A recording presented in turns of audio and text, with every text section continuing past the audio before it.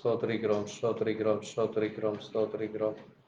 துதிக்கிறோம், துதிக்கிறோம், துதிக்கிறோம், துதிக்கிறோம், துதிக்கிறோம், துதிக்கிறோம், துதிக்கிறோம், துதிக்கிறோம். நன்றி ஐயா, நன்றி ஆச்சா, நன்றி அப்பா, நன்றி ஐயா. ஸ்தோத்திரம் ஆண்டவரே, ஸ்தோத்திரம் ஆண்டவரே. Praise the Lord.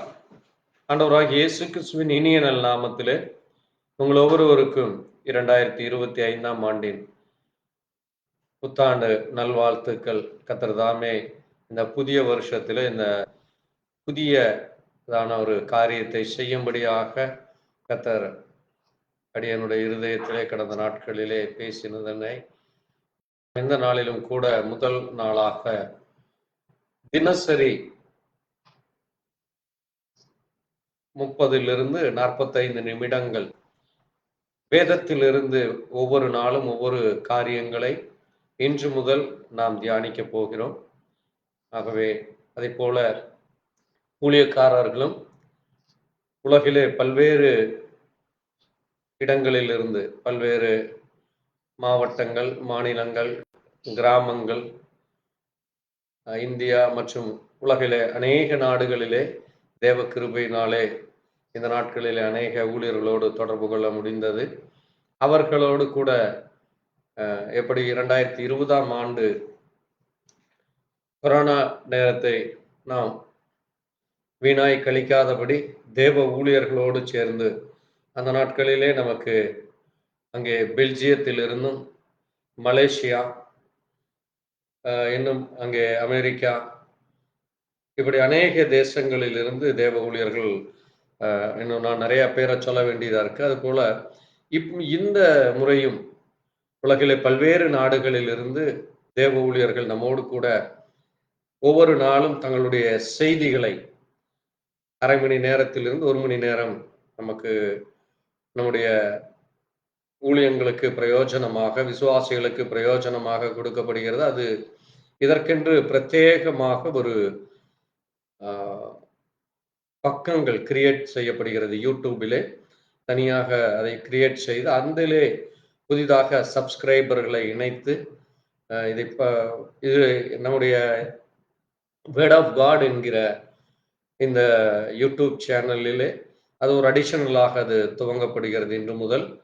அது மட்டுமல்ல, அங்கே கொடுக்கப்படுகிற செய்தியை ஒவ்வொரு நாளும் அதனுடைய தலைப்பின் கீழாக அதை நீங்கள் அதில் சென்று பார்க்க முடியும். வருஷத்தை முதல் நாளாக இது இன்றைக்கு நாம் துவங்குகிறோம். நீங்கள் இந்த நான் ஏன் இதை முதலாவது சொல்லுகிறேன் என்றால், இந்த காரியத்திற்காக உங்களுடைய ஜெபத்திலே, தினசரி ஜெபத்திலே இதை நினைவு கூர்ந்து அன்று கொடுக்கப்படுகிற ஒவ்வொரு செய்தியும் நம் ஒவ்வொருவருக்கும் பிரயோஜனமாக இருக்கும்படியாக நீங்கள் வீட்டில் இருந்தாலோ அல்லது வேலைக்கு செல்கிற இடத்திலோ நீங்கள் அதை கவனிக்க முடியும். அதுபோல சபையிலே உங்களுக்கு எப்பொழுதெல்லாம் வந்து நீங்கள் கலந்து கொண்டு இது எங்களோடு கூட சேர்ந்து நீங்கள் இந்த காரியத்தை கேட்டு அதற்காக ஜெபிக்கும் பொழுது நிச்சயமாகவே ஒரு பெரிய ஆசீர்வாதத்தை தேவன் செய்வார். இன்றைக்கு சோசியல் மீடியாவானது இன்றைக்கு ஒவ்வொருவரும் ஒவ்வொரு காரியங்களுக்கு பயன்படுத்தி கொண்டு வந்து தங்களுக்கென்று அவர்கள் அந்த காரியங்களை செய்து கொண்டு வருகிறார்கள். ஆனால் தேவனுடைய பிள்ளைகளாகிய நாம் வேதத்திலே அநேக காரியங்களை நாம் கற்றுக்கொள்ள வேண்டியவர்களாக இருக்கிறோம். ஆகவேதான் ஆண்டவர் சொல்லும் பொழுது அங்கே உபாகமத்திலே அது உன்னுடைய வீட்டிலே எல்லா இடங்களிலேயும் இருக்கப்படட்டும், நீ வீட்டிலே படுத்திருக்கும் பொழுதும், உட்கார்ந்து இருக்கும் பொழுதும், நடக்கும் பொழுதும், எல்லா நேரங்களிலும் எல்லா இடங்களிலும் அதை நீ தியானி என்று சொன்னார். ஆமென். ஆகவே தேவனுடைய பிள்ளைகளாகிய நாம் நமக்கு கிடைக்கிற நேரத்தை இன்றைக்கு உலக மனுஷர்கள் ஏதோ ஒரு காரியத்திற்காக தங்களுடைய நேரங்களை செலவழித்துக் கொண்டு அவர்களுக்கு ஒரு டிப்ரெஷன் மைண்ட் இன்றைக்கு காணப்படுகிறதை பார்க்க முடிகிறது.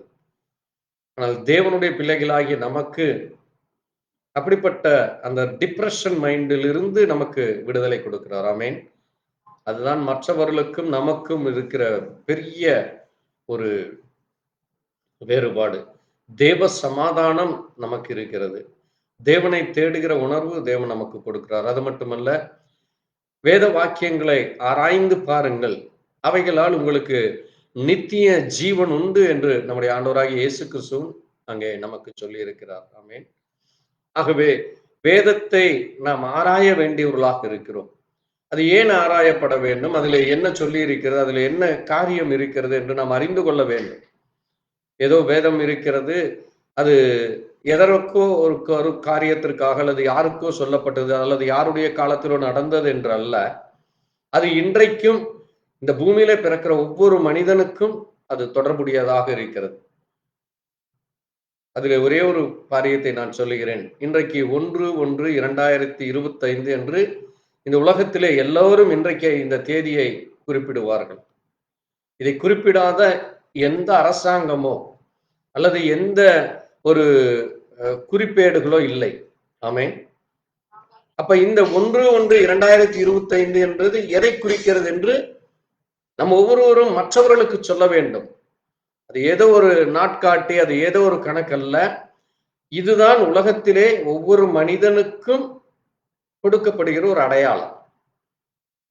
அந்த காரியத்தை எதற்கு என்று நாம் அறிந்து கொண்டு அதை சுவிசேஷ நேரத்தில் இதை நாம் பயன்படுத்தும் பொழுது இயேசு கிறிஸ்து யார் என்று சொல்லுவதற்கு இந்த காரியம் நமக்கு பயன்படும். இந்த 1/1/25 என்பது இயேசு கிறிஸ்து இந்த பூமிக்கு வந்து 2000 ஆண்டுகளுக்கு மேல் ஆகிவிட்டது. அவர் பிறப்பிலிருந்து இந்த நாட்களானது இருக்கிறது. அதற்கு முன் கிமு என்று, கிறிஸ்துவுக்கு முன் என்று நம்ம சொல்லுகிறோம். அது பிசி என்று சொல்வார்கள். நம்ம இன்னைக்கு இருக்கிறது ஏடி. ஏடினா ஆஃப்டர் டெத். இயேசு கிறிஸ்து மரித்த பிறகு இன்றைக்கு 2025 ஆண்டுகள் ஆகிவிட்டது என்று இப்படி கணக்கெடுக்கிறாங்க. ஆகவே இது போல வேதத்திலே அநேக காரியங்கள் ஒவ்வொரு மனிதனுடைய ஜீவியத்திலும் அது இருக்கிறது. ஆமென். அப்ப அது நம்ம என்ன என்று அறிந்து கொண்டு அடிப்படை வேத ரகசியம், அடிப்படை சத்தியம், அடிப்படையான காரியங்களை அறிந்து கொள்ளும் பொழுது நீங்க எந்த இடத்திலும் எதை பார்த்தாலும் அதிலே நீங்கள் தேவனை பார்க்கலாம். ஆமென். இந்த பூமியில இருக்கிற எந்த ஒரு சிருஷ்டியானாலும் சரி, எந்த ஒரு காரியமானாலும் அதிலே தேவன் இருக்கிறார். அதற்காக நம்ம அதை வணங்குவதற்கல்ல. அது தேவன் நமக்கு கொடுத்த ஒரு அடையாளம் தான் அது. ஆகவே அதை மூலமாக தேவன் எவ்விதமாய் இன்றைக்கும் அவர் ஜீவிக்கிறார், இன்றைக்கும் அவர் தன்னுடைய வார்த்தையை அவர் நிறைவேற்றிக் கொண்டிருக்கிறார் என்று நாம் அறிந்து கொள்ள வேண்டியவர்களாக இருக்கிறோம். ஆகவே நாம் இன்றைக்கு இந்த 2025 ஆண்டு முதல் ஜனவரி மாதம் முதல் நாளிலே இன்றைக்கு நாம் தொடங்கி இருக்கிறோம். இன்று காலை 3 மணி அளவிலே நம்முடைய புதிய வருட ஆராதனையை முடித்து இந்த பகலெல்லாம் நீங்கள் எல்லாம் நல்லா ரெஸ்ட் எடுத்திருப்பீங்கன்னு நான் நம்புறேன்.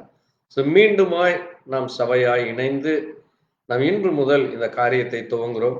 உங்களுக்கு எப்பொழுதெல்லாம் சமயம் கிடைக்கிறதோ இந்த காரியத்திற்காக நீங்கள் இதை கவனித்து இதில் சொல்லப்படுகிற காரியங்கள் அதில் போல ஊழியர்கள் அவர்களுக்கு கிடைக்கிற நேரத்திலே அதை நான் அவர்களோடு சேர்ந்து நான் ரெக்கார்டு செய்து அதை நான் பதிவிடுவேன். ஆகவே நீங்க எப்படி நான் வேலைக்கு போக வேண்டுமா இதோ அதை என்று நீங்க எந்த டிப்ரெஷனோ அல்லது எந்த விதமான ஒரு தயக்கமோ அல்லது எந்த விதமான ஒரு காரியத்தை நீங்க உங்க மேல நான் சுமத்த விரும்புவேன். ஏனென்றால் இது தேவன் எனக்கு கொடுத்த ஒரு முக்கியமான ஒரு காரியமாக நான் அதை நினைக்கிறேன். ஆகவே ஊழியர்களுக்கு ஒவ்வொரு ஊழியர்களிடத்தில் அவர்கள் நேரங்களை கேட்டு அவர்கள் வருகிற நேரத்திலே அது ஆட்டோமேட்டிக்காக ரெக்கார்டு செய்து இந்த பேஜில் வெப் யூடியூபிலும் ஃபேஸ்புக்கிலும் அது ரிலை செய்யப்படும். அதை நீங்கள் கவனித்துக் கொள்ளுங்கள். அதுபோல அதற்காக அந்த கொடுக்கப்பட்ட செய்திக்காக அந்த செய்தியானது அநேகருக்கு செல்லவும் அது சத்தியமுள்ள வார்த்தை, அது தேவனுக்கு உடைய பிள்ளைகளுக்கு என்று நீங்கள் அதன் மூலமாக இன்னும் அநேக காரியங்களை அறிந்து கொள்ள அது தேவனுக்கு உரிய காரியங்களை செய்வதற்கு இன்னும் அதை நம்ம விசுவாசத்திலும் தேவனுடைய காரியத்திலே அது முன் செல்ல அது நமக்கு பெரிய உபயோகமாக இருக்கும். ஆகவே இந்த காரியங்களுக்காக நீங்க தொடர்ந்து ஜெபித்துக் கொள்ளுங்கள். இந்த ஆராதனையை நாம் துவங்கி நாம் ஒரு நிமிஷம் தேவ சமூகத்திலே இந்த காரியத்தை இன்று முதல் கர்த்தர் நமக்கு ஆசீர்வதித்து அடியனுடைய ஆயுசு நாட்கள் முழுவதும் இதை செய்யலாம் என்று நான் விரும்புகிறேன். ஒவ்வொரு நாளும் அதை செய்ய விரும்புகிறேன். எந்த விதமான தடை இல்லாதபடி அது தொடர்ந்து நடைபெற நீங்கள் ஜெபித்துக் கொள்ளுங்கள். அதற்காக நீங்கள் உங்களுடைய நேரங்களை எந்த நேரத்திலே எங்களோடு இணைய முடியுமோ நீங்கள் இணைந்து அந்த காரியத்திற்கு நீங்கள் உங்களிடத்திலே ஜெபம் என்கிற ஒரு காரியம் மட்டும் கொடுக்கப்படுகிறது. அதுபோல எந்த நேரத்தில் உங்களால் இணைய முடியுமோ இணைந்து நீங்க எங்க இடத்துல ஃபோன் பண்ணி கேட்கலாம். பாஸ்டர் இன்னைக்கு எத்தனை மணிக்கு வைக்கிறீங்க? நான் இன்னைக்கு ஃப்ரீயா இருக்கிறேன். நானும் அந்த வேத வகுப்புல நானும் கலந்து கொண்டு, நானும் அதை கேட்டு, நானும் அதற்காக ஜெபிக்கிறேன் உங்களோடு சேர்ந்து என்று சொல்லி நீங்களும் பங்கு பெறலாம். கர்த்தர் உங்களோடு கூட இருப்பாராக. இந்த காரியங்களுக்காக அதுபோல நம்மோடு இணைந்து செய்தி கொடுக்க போகிற அந்த ஊழியர்களுக்காக, அதுபோல கேட்கப் போகிற ஒவ்வொரு தேவ பிள்ளைகளுக்காய் புதிதானவர்கள் கேட்கலாம், அல்லது தேவனை பற்றி அறியாதவர்கள் கேட்கலாம்.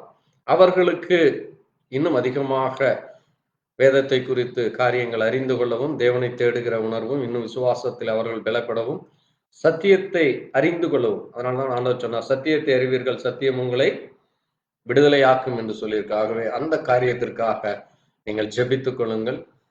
எந்த விதமான ஒரு காரியம் தேவனுக்கு பிரியமுள்ள காரியம் மட்டுமே நாம் செய்ய கர்த்தர் நம்மை பலப்படுத்தும்படியாக இந்த காரியத்திற்காக நாம் ஜெபத்துடனே நாம் துவங்கி நாம் ஆண்டவருடைய சமூகத்தில் ஒப்பு கொடுக்கலாம். நாம் ஜெபிக்கலாம்.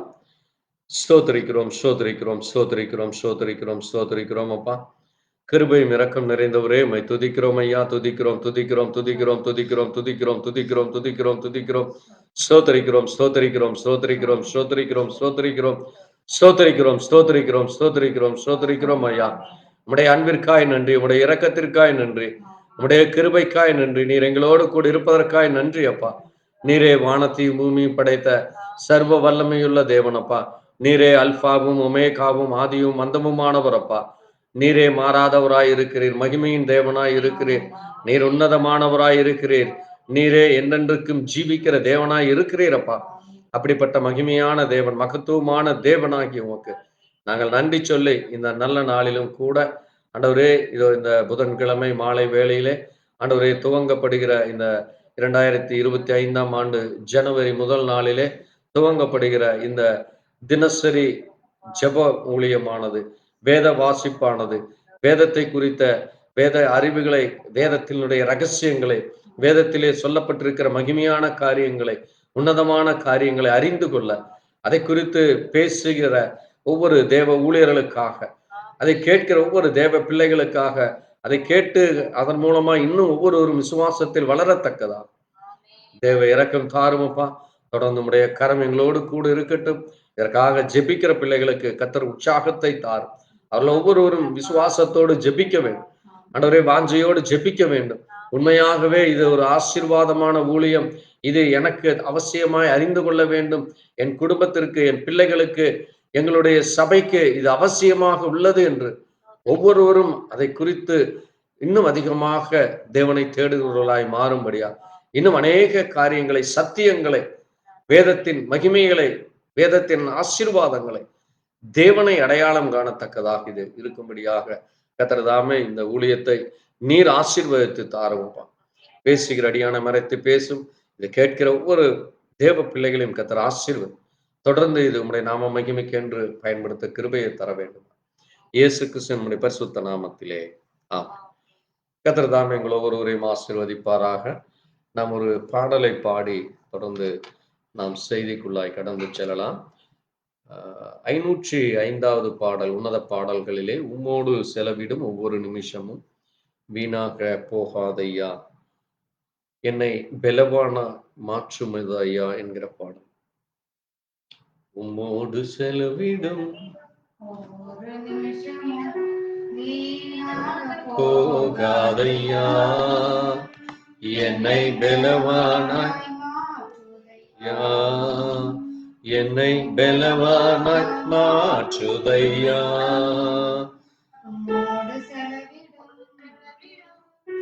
ஒவ்வொரு நிமிஷமும் போகாதையா, என்னை பலவானாய் மாற்றுதையா. ஓ தேவ பிரசன்னம், என்ன ஆனந்தம், ஓ தேவ பிரசன்னம், என்ன ஆனந்தம், ஆகாயம் கொண்டு செல்லுதே,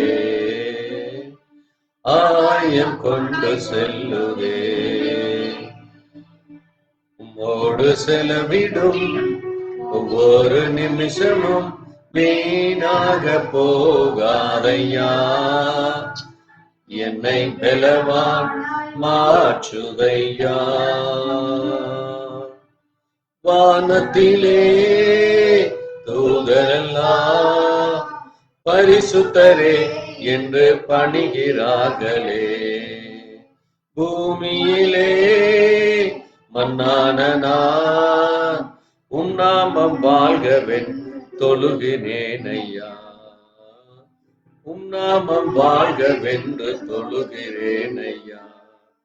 ஓ தேவ பிரசன்னம், என்ன ஆனந்தம். ஓ தேவ பிரசன்னம், என்ன ஆனந்தம். ஆகாயம் கொண்டு செல்லுதே, ஆகாயம் கொண்டு செல்லுதே. மோடு செலவிடும் ஒவ்வொரு நிமிஷமும் வீணாக போகாதையா, என்னை பலவா மாற்றுதையா. தாயானவள் பாலனை மறந்தாலும் என்னை மறவாதவர், தாயானவள் தன் பாலனை மறந்தாலும் என்னை மறவாதவர்.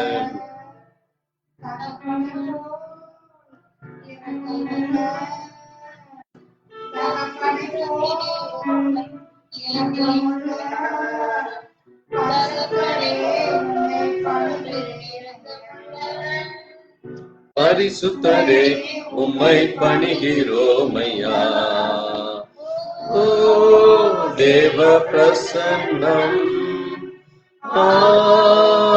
என்ன ஆனந்தம். ஓ தேவ பிரசன்னம், என்ன ஆனந்தம். ஆகாயம் கொண்டு செல்லுதே, ஆகாயம் கொண்டு செல்லுதே.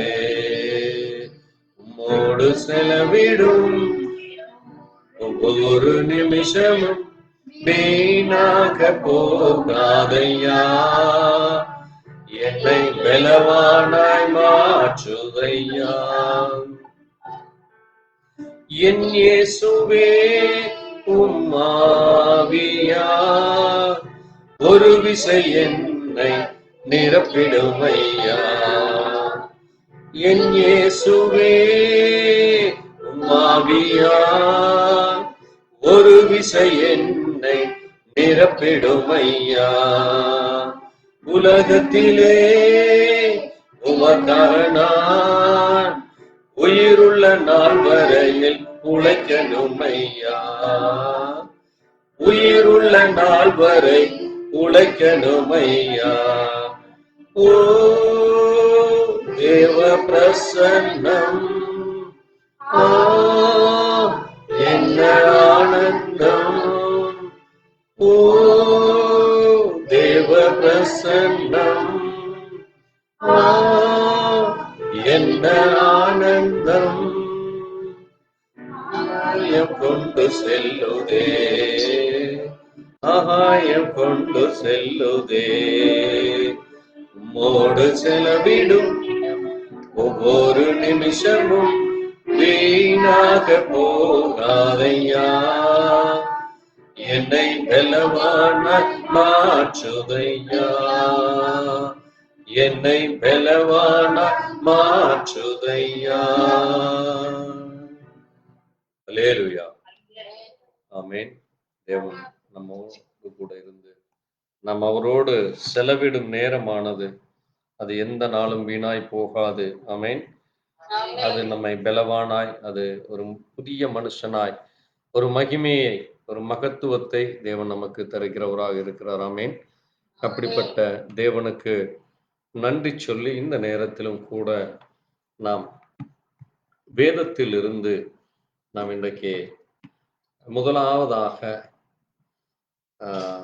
முக்கியமான காரியங்களை நாம் அறிந்து கொள்ளலாம். ஆதியாகம புஸ்தகம் வாசிக்கலாம். ஆதியாகமம் 1ஆம் அதிகாரத்திலே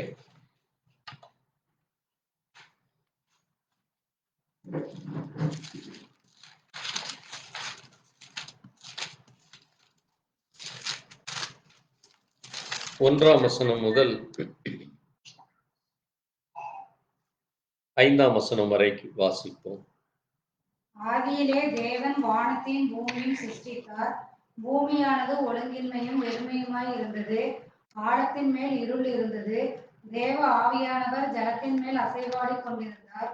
தேவன் வெளிச்சம் உண்டாக கடவுது என்றார். வெளிச்சம் உண்டாயிற்று. வெளிச்சம் நல்லது என்று தேவன் கண்டார். வெளிச்சத்தையும் இருளையும் தேவன் வெவ்வேறாக பிரித்தார். தேவன் வெளிச்சத்துக்கு பகல் என்று பெயரிட்டார். இருளுக்கு இரவு என்று பெயரிட்டார். சாயங்காலமும் விடியற்காலமும் ஆகி முதலாம் நாள் ஆயிற்று. ஆமென். வாசித்த வார்த்தைகளை ஆண்டவர் தாமே ஆசீர்வதிப்பாராக. இங்கே நாம் வேதத்திலே தேவன் இந்த வானத்தையும் பூமியையும் முதலாவது என்ன செய்கிறார்? சிருஷ்டிக்கிறார் என்று நம்ம பார்க்கிறோம். இங்கே ஆதியிலே என்கிற வார்த்தையானது இது எல்லாம் இருப்பதற்கு முன்பாகவே தேவன் அவர் தனிமையிலே இருக்கிறவராய் இருக்கிறார். ஆமென். அவர் எப்படிப்பட்டவராய் இருக்கிறாராம் என்று சொல்லுகிறது வேதம். அவர் ஒரு வெளிச்சமாக இருக்கிறார். ஆமென். அவர் ஒரு வார்த்தையாக இருக்கிறார். அவர் ஒரு லோகாஸாக இருக்கிறார். அவர் ஒரு ஏல் என்றால் தேவன் தனிமையிலே இருக்கிறவராக இருக்கிறார். ஏல் ஏலோகிம். அது மட்டுமல்ல, இன்னும் அவருக்கு வேதத்திலே அநேக பெயர்கள் இருக்கிறது. தேவனுடைய பெயர்களை குறித்து நாம் ஒரு நாளைக்கு அநேக வார்த்தைகள் இருக்கிறது. ஏனென்றால் தேவனுடைய பெயர் வேதத்திலே முதலாவது நாம் அங்கே பார்க்கும் பொழுது மோசே தேவனை பார்த்து, ஆண்டவரே, நான் இஸ்ரவேலர்களுக்கு நான் போய் பார்வோனிடத்திலே பேச வேண்டுமானால் உம்முடைய நாமம் என்ன என்று சொல்லும் பொழுது, நான் இருக்கிறவராகவே இருக்கிறேன் என்று சொல்லுகிறார். அதை நம்ம பார்க்கும்போது யாவே என்று சொல்லப்பட்டிருக்கிறது. YAHEW. அது ஒரு ஹீப்ரூ வேர்ட். இது இன்னும் வேதத்திலே அநேக இடங்களிலே இந்த வார்த்தையானது பயன்படுத்தப்படுகிறது. அது இன்றைக்கு அநேக காரியங்களை அதிலே சொல்லப்பட்டிருக்கிறது. நாம் அதை குறித்தும் ஒரு நாளைக்கு தியானிக்கிறோம். அதே போல எல்ஷடாய் என்று அங்கே பார்க்கிறோம். ஏலோகிம் என்றும் அவரை பார்க்கிறோம்.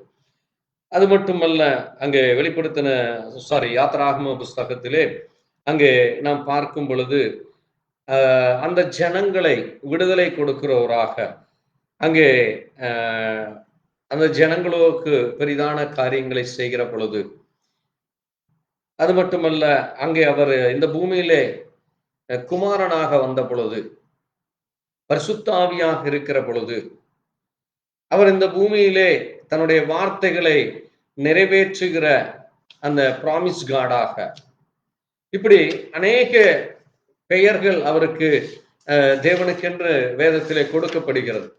அந்த பெயர்கள் ஒவ்வொன்றும் ஒரு அடையாளத்தை குறிக்கிறதாக இருக்கிறது. அது தேவனுக்கென்று பிரத்யேகமாக அவருக்கென்று கொடுக்கப்படுகிற பெயராக இருக்கிறது. இன்னும் அநேக காரியங்கள் அவரை குறித்து நாம் வரும் நாட்களிலே ஒவ்வொன்றாக நம்ம தியானிக்க போகிறோம்.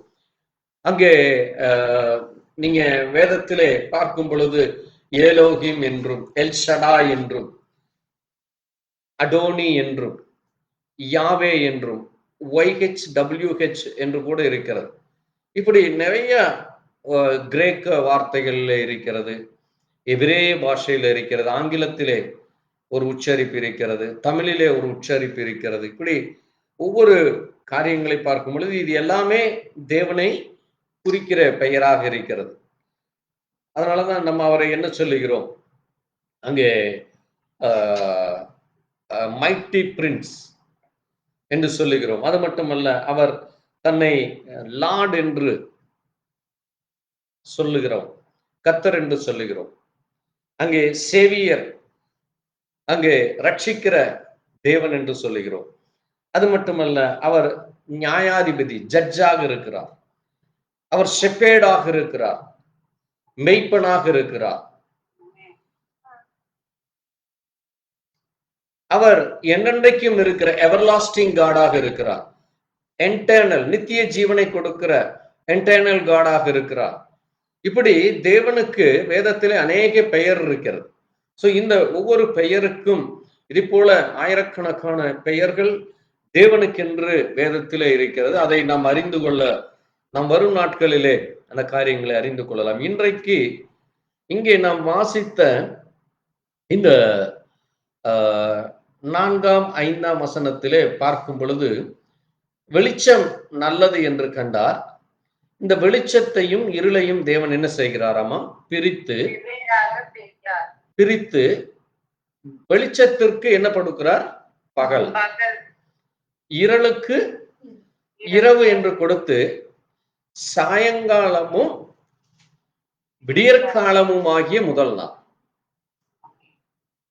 பாருங்க, இது ஆதியிலே ஜனங்கள் என்ன செய்து கொண்டிருக்கிறார்கள் என்றால், அவர்கள் எப்படி நாட்களை கணக்கெடுத்தார்கள்?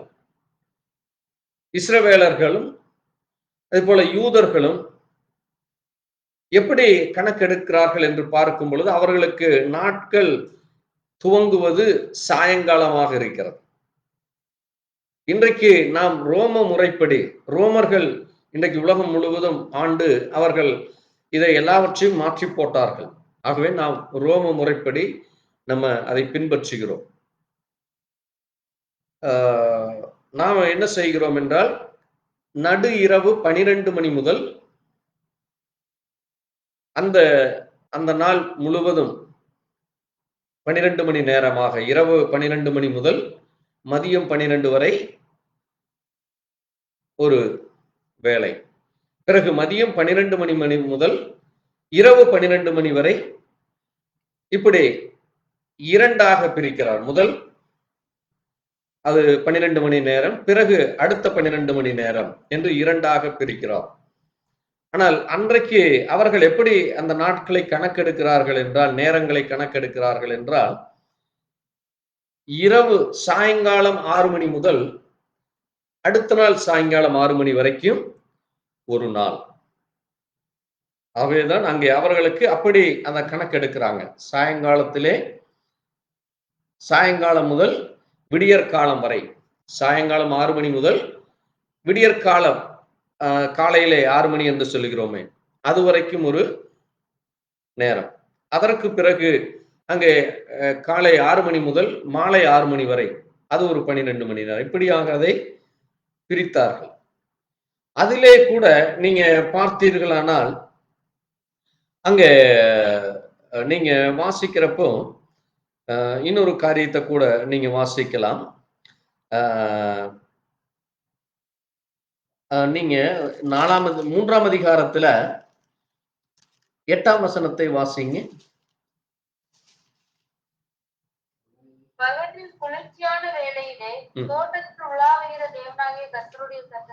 போதும். இங்க பகலில் குளிர்ச்சியான வேலை என்று சொல்லப்பட்டிருக்கிறது. அப்ப இது எந்த நேரம்? பகலிலே குளிர்ச்சி எப்ப வரும்?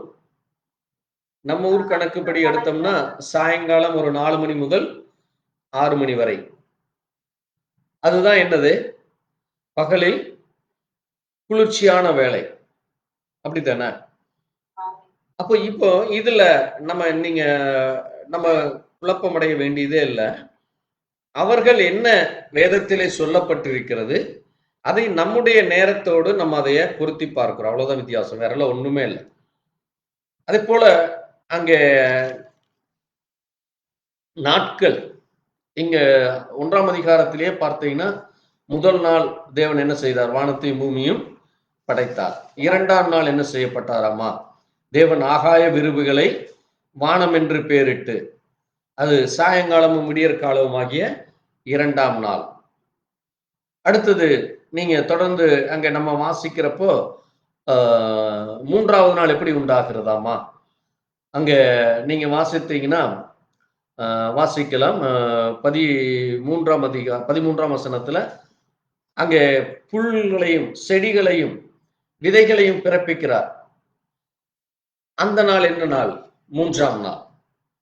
பிறகு பகலுக்கும் இரவுக்கும் வித்தியாசம் உண்டாகும்படி வானத்திலே நட்சத்திரங்களையும் சுடர்களையும், சூரியனையும் சந்திரனையும் சுடர்களை வைக்கிறார். இது எதற்காகவாமா? பூமியிலே என்னவாகிறதாமா? அந்த பகலும் இரவுக்கும் வித்தியாசம் உண்டாகுது. 14ஆம் வசனத்தை வாசிங்க. பின்பு தேவன் பகலுக்கும் இரவுக்கும் வித்தியாசம் உண்டாகத்தக்கதாக வானம் என்கிற ஆகாய விரிவிலே சுடர்கள் உண்டாக கடவது. அவைகள் அடையாளங்களுக்காகவும் காலங்களையும் நாட்களையும் வருஷங்களையும் குறிக்கிறதுக்காகவும் இருக்க கடவுது என்றார். போதும். நம்ம இதைத்தான் நம்ம இன்னைக்கு தியானிக்க போகிறோம். இங்க பகலுக்கும் இரவுக்கும் வித்தியாசம் உண்டாகும்படியாக தேவன் என்ன செய்கிறாராமா? இந்த சுடர்களை வைக்கிறார். அப்போ நம்ம ஊர் கணக்குப்படி காலை அங்கே சூரியன் உதிக்கிற நேரம் ஒரு 4 மணி 4:30 5:30 6 மணிக்குள்ள சூரியன் என்ன ஆகிவிடும்? அங்கே உதிக்க ஆரம்பித்து 6 மணியிலிருந்து நம்ம கணக்கெடுக்கிறோம். சூரியன் உதிக்கிற நேரம் என்று 6 மணி கணக்கெடுக்கிறோம். பிறகு சூரியன் மறைகிறது சாயங்காலம் 6 மணி வரை. இதுதான் நம்ம ஊர் கணக்குப்படி அந்த 12 மணி நேரம் தான் பகல் வேலை. பிறகு சூரியன் மறைகிற நேரத்திலிருந்து சாயங்காலத்திலிருந்து மறுநாள் அங்கே காலை 6 மணி வரைக்கும் அது இரவு நேரம் என்று கணக்கெடுக்கப்படுகிறது. இடையிலே நம்ம என்ன நினைக்கிறோம்? நடுஜாமம், நடுநிசி இப்படி பிரிக்கிறது. இதையும் அவர்கள் பார்த்தீங்கன்னா இஸ்ரவேலர்கள் அதை 3ஆக பிரிக்கிறாங்க. சங்கீதத்துல நீங்க வாசித்தீங்கன்னா 63ஆம் சங்கீதத்துல 63:6 நீங்க வாசிங்க. சங்கீதம் 63:6. என் படுக்கையின் மேல் நான் உம்மை நினைக்கும் போதும் ராஜாமங்களில் உம்மை தியானிக்கிறேன். பாருங்க, ராஜாமங்களில் உம்மை தியானிக்கிறேன். அப்ப ஜாமங்கள் அங்க இஸ்ரவேலர்கள் முதல் ஜாமம் என்பது புலம்பல் 2:19 சொல்லப்பட்டிருக்கிறது. புலம்பல் 2:19 நீங்க அதை வாசிக்கலாம். சீக்கிரம் வாசிப்போம். நான் சொல்லுகிற வசனத்தை 2ஆம் ஜாமத்தை ஒருவர் எடுத்துக்கொள்ளுங்கள். நியாயாதிபதிகள் 7:19. முதல் ஜாமம் புலம்பல் 2:19. 2ஆம் ஜாமம் நியாயாதிபதிகள் 7:19 ஒருவர் எடுத்து படிங்க. அடுத்தது யாத்திராகமம் 14:24 3ஆம் ஜாமம், கிழக்கு வெளுக்கும் ஜாமம் என்று பெயர். அதில் யாத்திராகமம் 14:24 வாசிக்கலாம். நடுஜாமத்தின் துவக்கத்தில் ஜாமக்காரரை மாற்றி வைத்த பின்பு கிரியோனும் அவனோட இருந்த 100 பேரும் இது புலம்பல் தானே? புலம்பல் 2:19.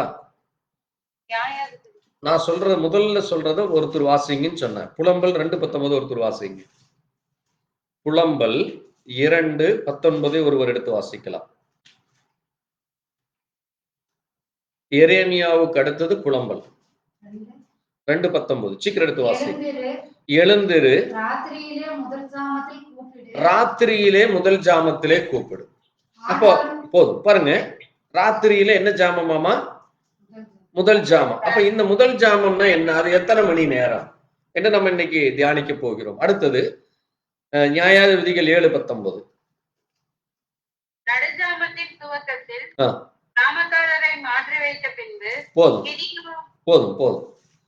இது நடுஜாமம் என்று சொல்ல இருக்கிறது. முதல் ஜாமம் ஒன்று, நடுஜாமம் ஒன்று நம்ம என்று பார்க்கிறோம். அடுத்தது யாத்திராகமம் 14:24 வாசிக்கலாம் ஒருவர். கிழக்கு வெளுத்து வரும் ஜாமம். இப்போ இப்படி 3 ஜாமங்களை இஸ்ரவேலர்கள் அன்றைக்கு கடைபிடித்தாங்க. ஆனால் யூதர்கள் அதை 4ஆக பிரிக்கிறாங்க. அதை எப்படி பிரிக்கிறார்கள் என்றால், சாயங்காலம் ஒரு 3 மணி நேரம் அளவு எடுத்துக்கிறாங்க. அடுத்தது நடு இரவு, அது ஒரு 3 மணி நேரம். 6 மணி முதல் 9 மணி வரை ஒரு கணக்கு. 9 முதல் இரவு 12 வரை நடுராத்திரி. அடுத்தது பார்த்தீங்கன்னா 12 மணி முதல் 3 மணி வரை அது வந்து ஒரு நேரம், சேவல் கூவுகிற நேரம். அடுத்தது அங்க 3 மணி முதல் காலை அங்கே 6 மணி வரை நம்முடைய கணக்குப்படி நான் சொல்லிட்டு இருக்கிறேன். இது அதிகாலை வேலை. புரியுதா உங்களுக்கு? இப்படி அதை 4ஆக பிரிக்கிறார்கள். முதலிலே அங்க நம்ம பார்க்கிறப்போ அது எப்படி பிரிக்கப்படுகிறது? 3ஆக பிரிக்கப்பட்டது. அங்கே இயேசு கிறிஸ்துவனுடைய நாட்கள்ல இயேசு கிறிஸ்து சொல்வாரு, நீ இன்றைக்கு ராத்திரிக்குள்ளே என்னை நீ 3 முறை மறுதலிப்பாய்ங்கிறார். அப்புறம் இன்னொரு இடத்துல நீங்க பார்த்தீங்கன்னா 4ஆம் ஜாமத்திலே கடலிலே நடந்து வந்தார்.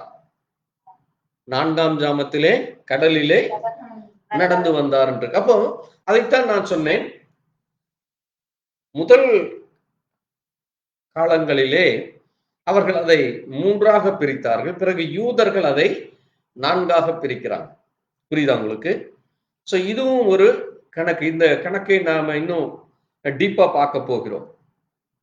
அடுத்தது நம்ம இன்னொரு கணக்கு பார்க்கிறோம். மணி எப்படி கணக்கெடுக்கிறார்கள்? அதைத்தான் நம்ம இங்க பார்க்கிறப்போ ஆண்டவர் இயேசு சொல்றாரு, பகலுக்கு 12 மணி நேரம் அல்லவா? பகலுக்கு 12 மணி நேரம் அல்லவா?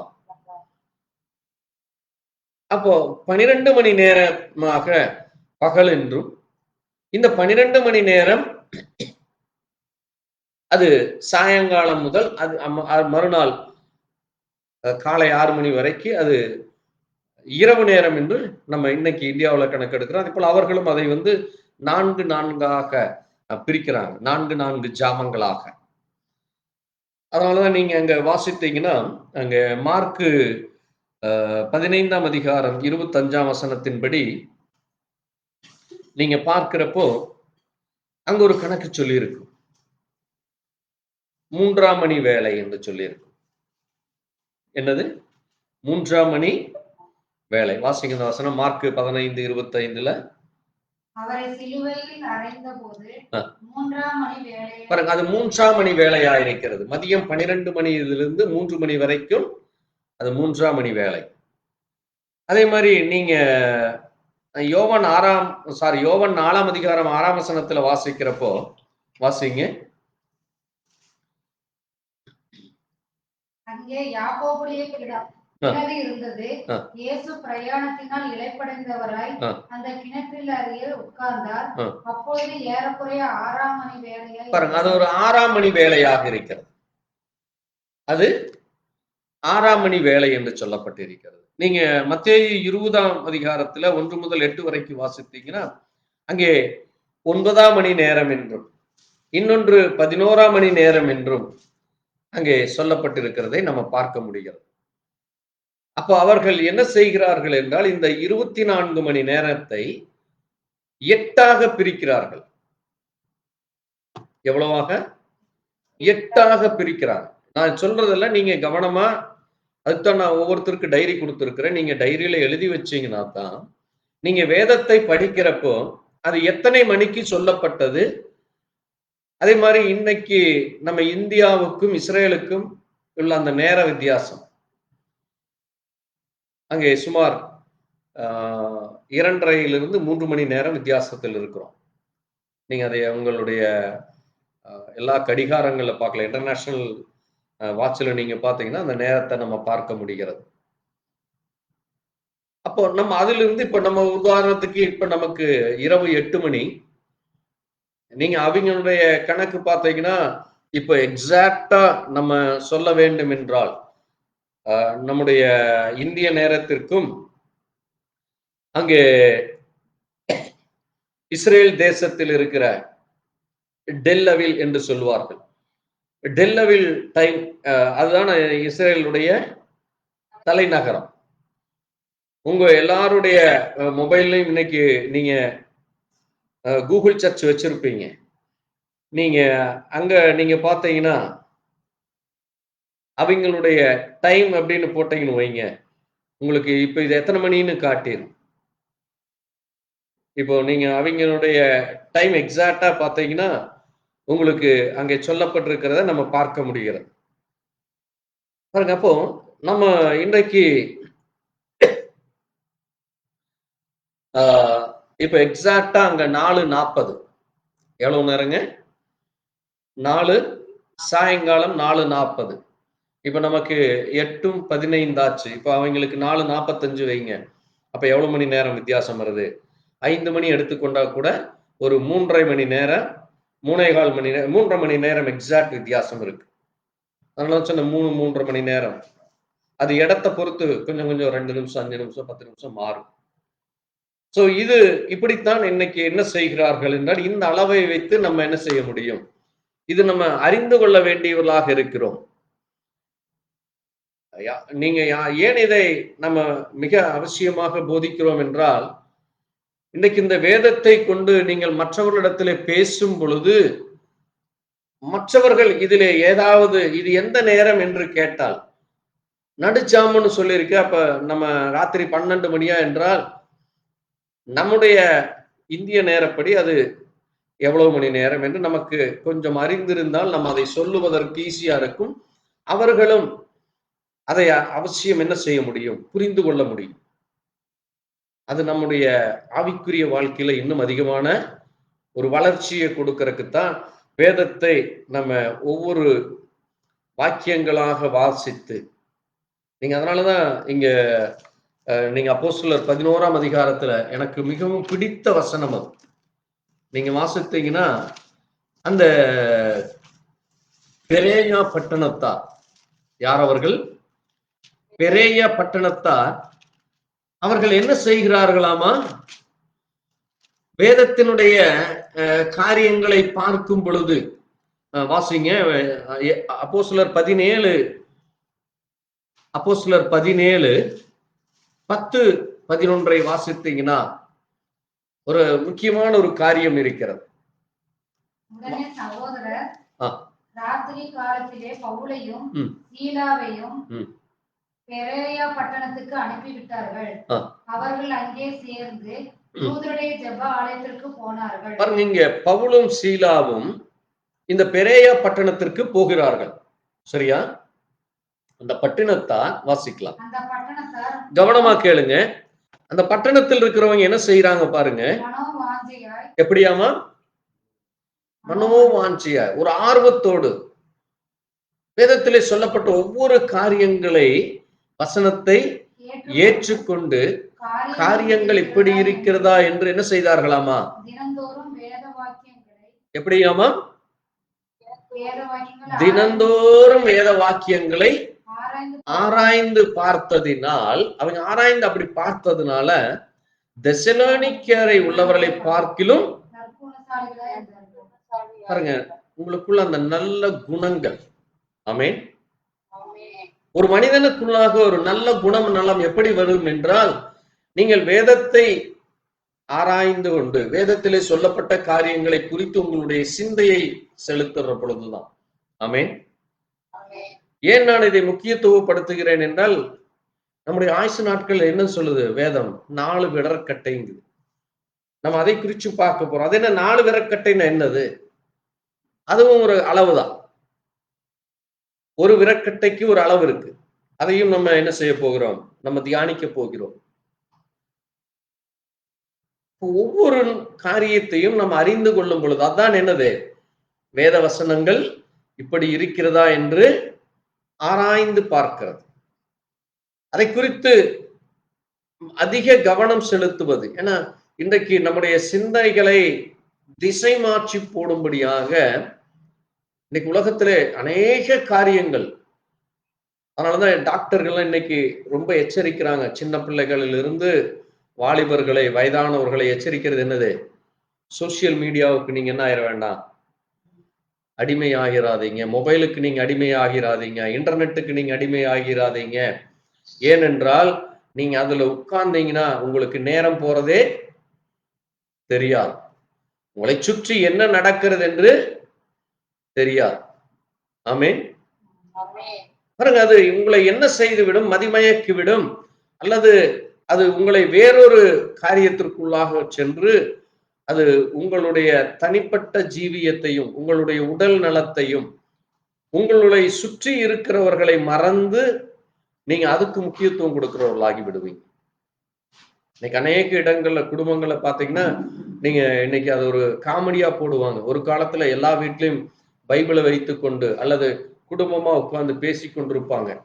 ஆனா இன்னைக்கு என்ன செய்யறாங்களாமா, வீட்டுல எல்லாருடைய கையிலும் மொபைல் வைத்துக்கொண்டு ஒவ்வொருத்தரும் ஒவ்வொரு திசையில திரும்பி உட்கார்ந்துட்டு மொபைலை மட்டும் பார்த்துட்டு இருக்கிற மாதிரி அநேக அந்த ஸ்டில்ஸ் வர்றதை பார்க்கலாம். அது ஒரு விளையாட்டாக அதை பகிர்ந்து கொண்டாலும் அதனுடைய உட்கருத்தை நாம் அறிந்து கொள்ள வேண்டும். ஏன் அது அப்படி சொல்லப்படுகிறது என்றால், இன்றைக்கு ஜனங்கள் என்ன ஆகிட்டாங்க, முழுசுமாக அதிலே மதிமயங்கிற காரியத்திற்குள்ளாக போயிட்டாங்க. அப்போ தேவனுடைய பிள்ளைகள் அப்படிப்பட்டவர்களாக அல்ல. இன்னொரு காரியம் நான் சொல்ல வந்தனுடைய நோக்கம் என்ன என்றால், அந்த 4 விரக்கட்டைன்னு சொன்ன பாத்தீங்களா, இந்த பூமியில நம்ம உயிரோடு இருக்கிற நாட்கள் எவ்வளவு நாள்? 80 வருடமோ 100 வருடமோ, அதிகபட்சம் 120 வருடங்குது வேதம். எவ்வளவு நாள்? அதுக்கு பிறகு நீங்க எங்க போக போறீங்க? அதுக்கும் பிறகு உங்களுடைய ஜீவியம் எப்படி இருக்கும்? அங்க நீங்க என்ன செய்ய போகிறீர்கள்? அங்க எப்படி உங்களுடைய நேரத்தை கழிப்பீர்கள் என்பதை தீர்மானிக்கத்தான் இந்த ஆயுசு நாட்கள். ஆமென். இங்க நீங்க என்ன செய்கிறீர்களோ இதனுடைய பலன் அங்க நீங்க எப்படி சொல்றாங்கல்ல, வேலை செஞ்சு பணம் காசை சம்பாரிச்சு வையே, வயசான காலத்துல அது உனக்கு உதவும். வேலை செய்து வாலிப நாட்கள் என்ன செய், வேலை செய்து கஷ்டப்பட்டு உழ, அப்பதான் வயசான காலத்தில் நீ உட்கார்ந்து நிம்மதியா சாப்பிட முடியும். இல்லைன்னா நீ வயதாயி என்ன மறிக்கிற வரைக்கும் நீ வேலை வேலைன்னு ஓடிட்டே இருக்கணும். நீ வாலிப நாட்கள்ல நீ ஊரை சுற்றி கொண்டு பொழுதுபோக்கி கொண்டு நீ வேலைக்கு செல்லாமல் சோம்பேறியா இருந்தீன்னா என்ன ஆகி விடுவ? ஒரு குறிப்பிட்ட காலத்துக்கு பிறகு உதவி செய்வார்கள் இல்லாமல், பணம் இல்லாமல், அங்கே உன்னை கவனிப்பார்கள் அற்று போய் உதவி செய்வார்கள் இல்லாமல் உன்னுடைய ஜீவியம் அதோடு அழிந்து போயிடும் சொல்லுவாங்க. அதை அப்படியே நீங்க வேத வசனத்தோடு ஒப்பிட்டு பாருங்க. நீங்க ஒவ்வொரு நாளும் வேதத்தை குறித்து, வேத வசனங்களை குறித்து தியானிக்காம, எனக்கு வேலை இருக்கு, எனக்கு குடும்பம் இருக்கு, எனக்கு அது இருக்கு, இது இருக்கு என்று நீங்க உலக காரியங்களுக்கு உள்ளாய் போயிட்டு இருந்தீங்கன்னா, தேவன் உங்களுக்காக ஒரு ராஜ்யத்தை ஏற்படுத்தி அதுல வா என்று சொல்றார். அதுல வர்றதுக்கு முன்னால உங்களை இங்க நீங்க ஆயத்தப்படுத்துறதுக்கு தான் அங்க தேவன் நம்ம இங்க இந்த பூமிக்கு அனுப்பி வைத்திருக்கிறார். ஆமென். அதுதான் தேவன் நம்ம என்ன சொல்றார், நீங்களே எனக்கு சாட்சி. இன்னைக்கு Facebook என்று ஒரு இது இருக்கு. இந்த Facebookல பாத்தீங்கன்னா ஃபாலோ அப்படின்னு இருக்கு. என்னது அப்படின்னு? என்னது? ஃப்ரெண்ட்ஸு கிட்ட சொல்றோம், என்ன முதல்ல ஃப்ரெண்ட்ஸ் ஆக்கு, அடுத்து என்னை என்ன பண்ணு, ஃபாலோ பண்ணு.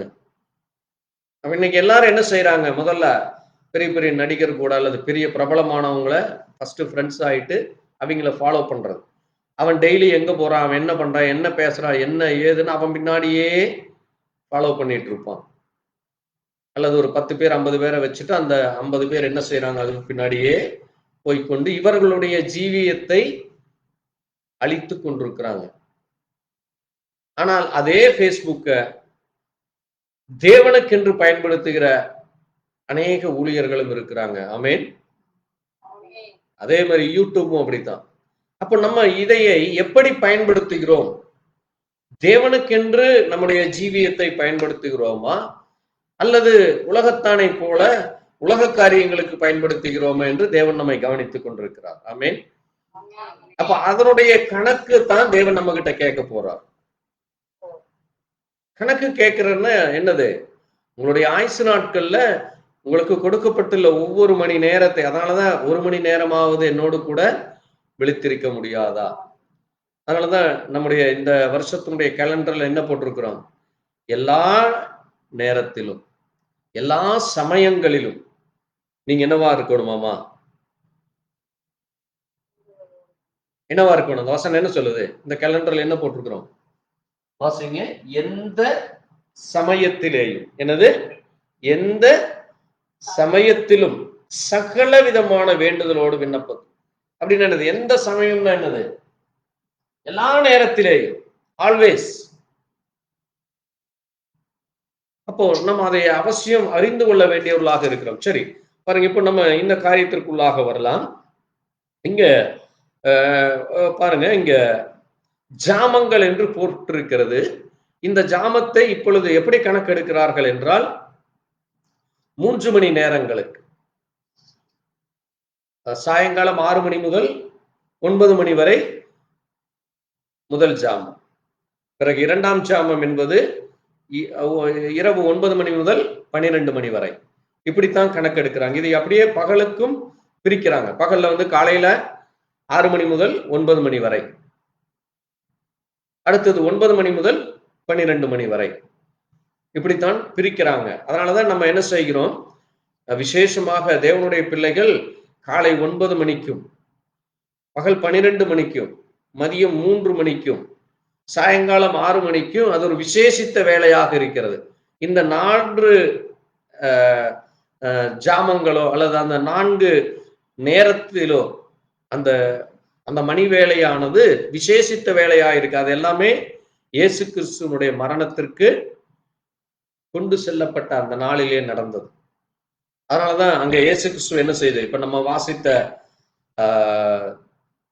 3ஆம் மணி வேலை, 6ஆம் மணி வேலை, 9ஆம் மணி வேலை, 11ஆம் மணி வேலை என்று நம்ம அங்க மத்தேயு, மார்க்கு, யோவான்ல நம்ம வாசித்தோம். ஞாபகம் இருக்கு உங்களுக்கு? இப்பதான் நம்ம வாசித்தோம். ஆமென். அப்போ அந்த காரியத்துல அந்த நேரங்கள்ல இயேசு கிறிஸ்துவினுடைய பாடுகள், அவர் இந்த பூமியிலே நம்மை மீட்டும்படியாக, அவரோடு கூட வைத்துக் கொள்ளும்படியாக நமக்காக அவர் மரித்தார்.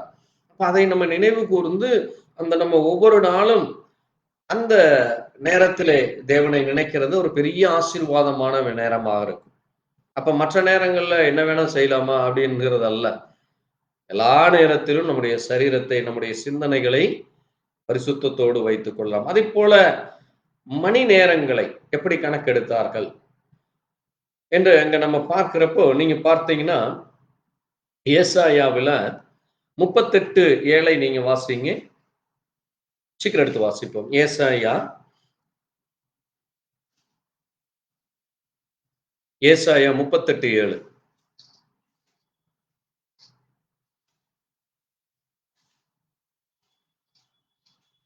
சீக்கிரம் வாசிப்போம், டைம் ஆயிட்டு இருக்கு. இதோ ஆகாசுடைய சூரிய கடிகாரத்தில், பாருங்க, ஆகாசுடைய சூரிய கடிகாரத்தில் பாகைக்கு பாகை இறங்கின சாயை 10 பாகை பின்னிட்டு திருப்புவேன் என்றார். பாருங்க, 10 சாகை பின்னிட்டு திருப்பு. அது என்ன 10 சாகை? எப்படி கணக்கெடுக்கிறார்கள் என்றால், அங்க இந்த மணி நேரங்கள் சொன்னோம்ல, முதல் ஜாமம், 2ஆம் ஜாமம், 3ஆம் ஜாமம், 6ஆம் மணி நேரம், 9ஆம் மணி நேரம் என்பது இந்த 3 பிரிக்கிறத 12 மணி நேரம். இது 12 பிரித்து அதை ஒரு நாளாக கணக்கெடுக்கிறார்கள். அதைத்தான் இங்க ஆதியாகமத்துல முதல் நாள், 2ஆம் நாள், 3ஆம் நாள், 4ஆம் நாள் என்று கணக்கெடுக்கிறார். இப்போ அதை அப்படியே என்ன கணக்கெடுக்கிறாங்கன்னா வாரம் என்று கணக்கெடுக்கிறார்கள். அதை எப்படி கணக்கெடுக்கிறாங்க? வாரம். 6 நாட்கள் வேலை செய்வாயாக, 7ஆம் நாள் ஓய்ந்திருக்க வேண்டும். இப்ப வாரத்தின் முதல் நாள் என்று நம்ம வேதத்துல வாசிக்கிறோம். மாதத்தின் முதல் நாளிலே இயேசு உயிர்த்தெழுந்தார். வாரத்தின் முதல் நாளிலே இயேசு உயிர்த்தெழுந்தார் என்று இருக்கு. அப்ப வாரத்தின் முதல் நாள் என்னது? ஞாயிற்றுக்கிழமை. அப்போ ஓய்வு நாள் என்பது என்னது? சனிக்கிழமை. அப்போ பழைய ஏற்பாட்டின் காலத்திலே ஞாயிற்றுக்கிழமை தான் முதல் நாள். அதான் சன், இந்த இது படைத்தார் பாருங்க, தேவன் பகலையும் இரவையும் படைத்தாரல்ல, அங்க வெளிச்சம் உண்டாகணுதல்ல, இரவும் பகலும் என்று அதை பிரிச்சார் பாருங்க. 5ஆம் வசனத்தை நம்ம முதல்ல வாசித்தோம்ல, அந்த வெளிச்சம் வந்ததல்ல, அது முதல் நாள். அப்ப அப்படித்தான் அதை கணக்கெடுக்கிறாங்க. ஆமென். அப்போ அது சண்டே. எந்த டே? சன், சூரியன். அப்ப அந்த சூரியன் எப்படி இந்த பூமிக்கு உதித்து வெளிச்சத்தை கொண்டு வந்ததோ அதை போல சன் இயேசு மகனாக இந்த பூமிக்கு வந்து நமக்கு மீட்பை கொண்டு வந்தார். ஆமென். அப்ப அந்த நாள் அவர் உயிர் தெழுந்த நாளைத்தான் நம்ம அந்த சண்டேவை, ஞாயிற்றுக்கிழமை, குமாரனின் நாள் அதை என்று நம்ம அந்த நாளை ஞாபகம் வச்சுக்கிறோம். இயேசு கிறிஸ்து நமக்காக இந்த பூமியிலே ஒரு மகனாக பிறந்தார். குமாரனாக பிறந்து அவர் மரித்து உயிர் தெழுந்த நாள் ஞாயிற்றுக்கிழமை. அதனாலதான் அந்த ஞாயிற்றுக்கிழமை என்ன செய்கிறோம்? இன்றைக்கு உலகம் பூரா விடுமுறை நாளாக அறிவித்து, பழைய காலத்துல சனிக்கிழமை தான் லீவு நாளா கொடுத்திருந்தாங்க. இன்னைக்கு ஞாயிற்றுக்கிழமை தான் உலகம் பூரா விடுமுறை கொடுக்குறாங்க. நீங்க ஐடி கம்பெனி மட்டும் அதுல எக்ஸ்க்ளூசிவா என்ன பண்றாங்க? சனிக்கிழமையும் லீவு கொடுக்குறாங்க, ஞாயிற்றுக்கிழமையும் கொடுக்குறாங்க. வாரத்துல 5 நாள் தான் இவங்களுக்கு வேலை. அப்போ சனிக்கிழமை அங்க செவன்த் டே அட்வென்ட் சபை இருக்கிறது. அந்த சனிக்கிழமை தான் அவங்க ஆராதனை செய்வாங்க. அவங்க தான் செவன்த் டே பீப்புள். இன்னைக்கு இந்த திருப்பூர்ல பட்டணத்தில் இருக்கிறாங்க, இன்னைக்கு உலகம் பூரா இருக்கிறாங்க, அந்த சபை இருக்கிறது. அவர்கள் சனிக்கிழமை மட்டும்தான் ஆராதனை செய்வார்கள். மற்ற கிறிஸ்தவர்கள் ஞாயிற்றுக்கிழமை தான் ஆராதனை செய்வார்கள். சரி, இப்போ இந்த நாளை பார்த்தோம், நிமிஷங்களை பார்த்தோம், வாரத்தை பார்த்தோம். அதை போல இந்த மாதங்கள் எப்படி படைக்கப்பட்டது, மாதங்கள் எப்படி படைக்கப்பட்டது என்று பார்க்கிறப்போ, நம்ம யாத்திராகமம் புஸ்தகம் 12ஆம் அதிகாரத்துல ஆண்டவர் ஒரு காரியத்தை சொல்றார். வாசிக்கலாம். யாத்திராகமம் 12ஆம் அதிகாரம், சீக்கிரம் எடுத்து வாசிக்கலாம். வாசிப்போம். 1-2 வாசிப்போம். கர்த்தர் எகிப்து தேசத்தில் மோசேயையும் ஆரோனையும் நோக்கி, இந்த நாள் உங்களுக்கு பிரதான மாதம், இது உங்களுக்கு வருஷத்தின் முதலாம் மாதமாய் இருப்பதாக. இது எந்த மாதமாக இருக்குது? இது முதல் மாதம். இந்த மாதம் உங்களுக்கு எப்படிப்பட்டதாக இருக்கிறதாமா? பிரதான மாதம், மிக முக்கியமான ஒரு மாதமாக இருக்கிறது. ஏனென்றால் இது இந்த மாதத்தின் தான் அவங்களுக்கு என்ன கிடைத்தது? விடுதலை கிடைத்த மாதம். ஆமென். அப்போ இந்த ஆபீப் மாதம், அது என்ன பேரு? ஆபீப் மாதம் அல்லது நிசான் என்று சொல்வார்கள். அதை என்ன சொல்லுவாங்க? ஆபீப். ஆபீப் என்பது அங்க எபிரேய மொழியாக இருக்கிறது. நிஷான் என்பது அது அந்த எக்ஸாக்டா நான் உங்களுக்கு சொல்றேன் எந்த பாஷையில சொல்லப்படுகிறது என்று. சரி, இப்போ இது எந்த மாதத்தில் வருகிறது நம்முடைய கேலண்டர் படி என்று பார்த்தீங்கன்னா, மார்ச் 15 முதல் ஏப்ரல் வரைக்கும் அந்த இடைநாள்ல வர்றதுதான் அது. அந்த 15, அதுல 15 நாள், இதுல 15 நாள் வரும். இந்த நீங்க முதல் மாதம் நிசான் மாதம் என்று நெகேமியா புஸ்தகம் 2ஆம் அதிகாரம் 1ஆம் வசனத்துல வாசித்தீங்கன்னா, முதல் மாதமாகிய நிசான் மாதம் இருக்கும். இப்ப நம்ம யாத்திராகமத்துல வாசிக்கிறப்போ ஆபீப் மாதம் என்கிற முதல் மாதம்னு போட்டிருக்கு. இங்க நெகேமியால நீங்க வாசித்தீங்கன்னா, அப்ப அங்க நெகேமியா காலத்துல யார் வந்தாங்க? பாபிலோனியர்கள் ஆட்சி செய்கிறாங்க. அது என்ன காலம்? பாபிலோனியர் காலம். அப்ப பாபிலோனியர்கள் அவர்கள் ஒரு மாதத்தை அடையாளம் வச்சிருக்கிறாங்க. அந்த காலம் தான் அது நிசான் மாதம் என்று அதற்கு அடையாளமாக அதை குறித்து சொல்றாங்க. புரியுதா உங்களுக்கு? முதல் மாதம் என்பது ஆபிப் மாதம். 2வது மாதம் என்று அங்க 1 ராஜாக்கள் 6ஆம் அதிகாரத்துல 1ஆம் வசனத்துல நீங்க வாசித்தீங்கன்னா, 2ஆம் மாதம் ஆகிய சீப் என்று பேர். அந்த மாதத்துக்கு பேர் என்னது?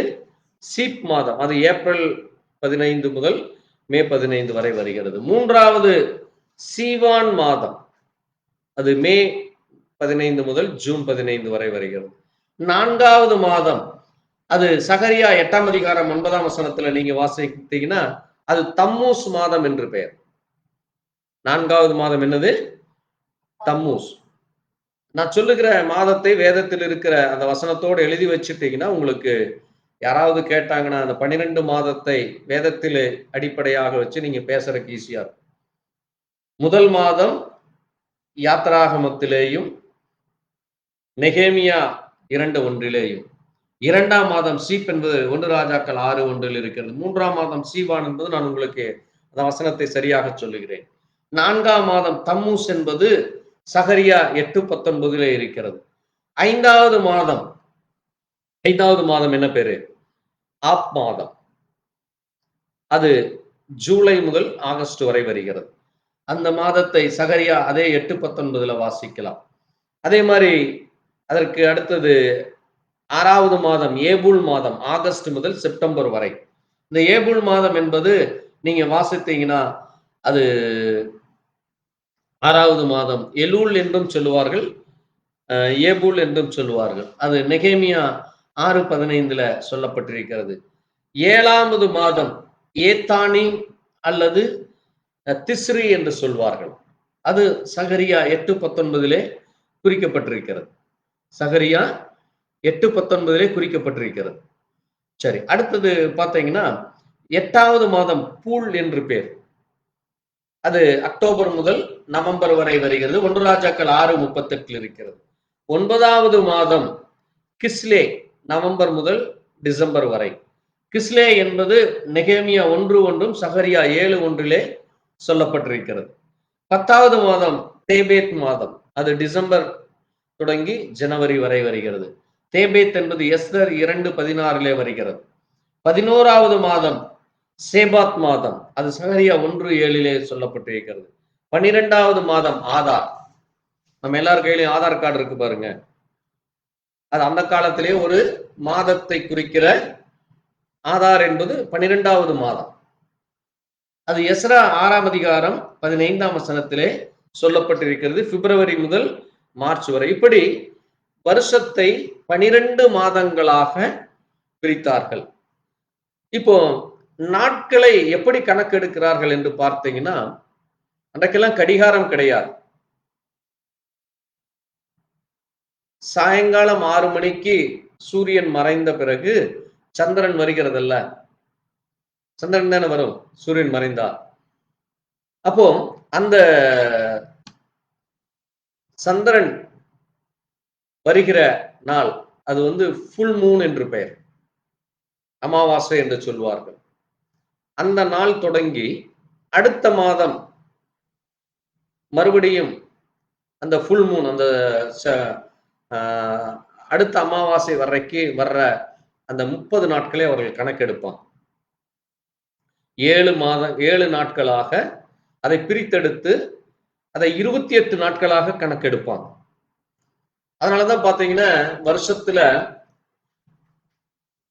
4 வருஷங்களுக்கு ஒருக்கா லீப் வருஷம் என்று நம்ம இன்றைக்கும் சொல்றோம். லீப் வருஷத்துல பாத்தீங்கன்னா ஒரு சில வருஷத்துல 27 நாட்கள் வரும், ஒரு சில வருஷம் 28 வரும், ஒரு சில நாட்கள்ல 29 வரும். இப்படித்தான் அவர்கள் என்ன செய்தார்கள், அதை கணக்கெடுத்தார்கள். அந்த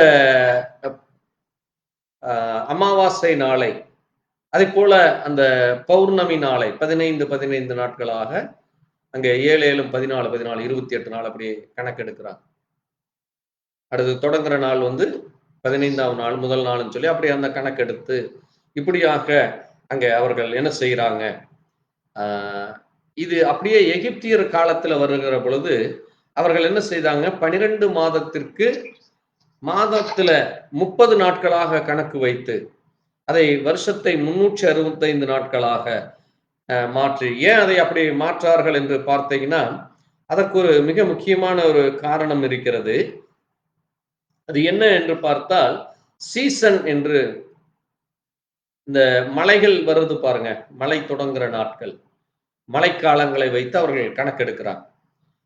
அங்க எப்படி என்று பார்த்தீங்கன்னா அதை 4ஆக பிரிக்கிறார்கள். மழை வருகிற நாட்களை 4ஆக பிரிக்கிறாங்க. அதை எப்படி பிரிக்கிறாங்கன்னு பார்த்தா அதை சீசன், அதைத்தான் நம்ம இங்க ஆங்கிலத்தில் நம்ம தமிழ்ல வாசிக்கிறப்போ வாசிங்க. ஆதியாகமம் 1ஆம் அதிகாரம் 14ஆம் வசனத்தை நீங்க வாசிங்க. ஆதியாகமம் 1ஆம் அதிகாரம் 14ஆம் வசனம். பின்பு தேவன் பகலுக்கும் இரவுக்கும் வித்தியாசம் உண்டாக்கும்படி ஆகாய விரிவிலே சுடர்கள் உண்டாக கடவது, பாருங்க, ஒன்று அடையாளங்கள், காலங்களையும் காலங்களையும் நாட்களையும் வருஷங்களையும் குறிக்கிறது. நீங்க அதை ஆங்கிலத்துல பார்த்தீங்கன்னா சீசன் என்று இருக்கும். இந்த காலங்கள்னு போட்டிருக்கு பார்த்தீங்களா, அதை ஆங்கிலத்துல வாசிக்கிறப்போ அது சீசன் என்று போட்டிருக்கும். யாராவது ஆங்கிலம் வச்சிருந்தீங்கன்னா வாசிக்கலாம்.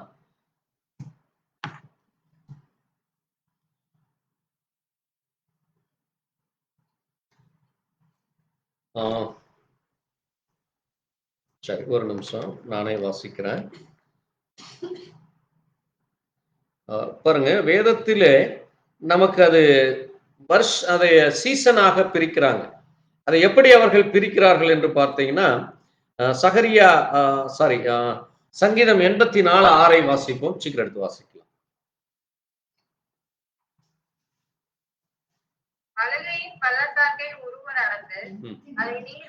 சங்கீதம், நான் சொல்ற வசனத்தை கவனமா கேட்டு வாசிக்கணும். சங்கீதம்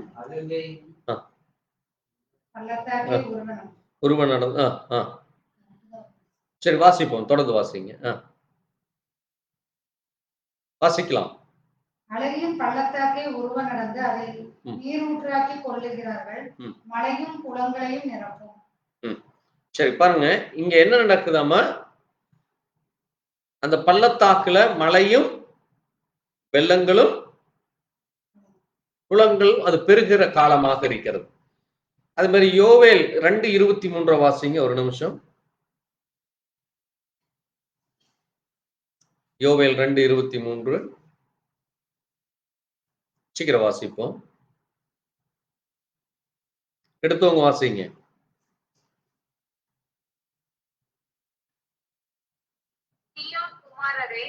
உங்கள் தேவனாகிய கர்த்தருக்குள் மகிழ்ந்து களிகூருங்கள். அவர் தக்கபடி உங்களுக்கு முன்மாரியை கொடுத்து உங்களுக்கு முன்மாரியையும் பின்மாரியையும் ஏற்கனவே வருஷிக்கப்படுவார். போதும். பாருங்க, இங்க இரண்டு காரியங்களை சொல்லுது. முன்மாரி ஒன்று, பின்மாரி ஒன்று என்று அங்க இரண்டு காரியங்களை பார்க்கும். சாரி. அது போல உன்னத பாட்டு 2:11 பார்த்தீங்கன்னா வாசிங்க. உன்னத பாட்டு 2:11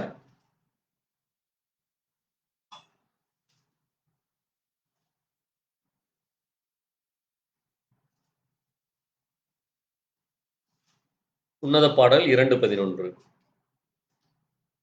சீக்கிரம் வாசிக்கலாம்.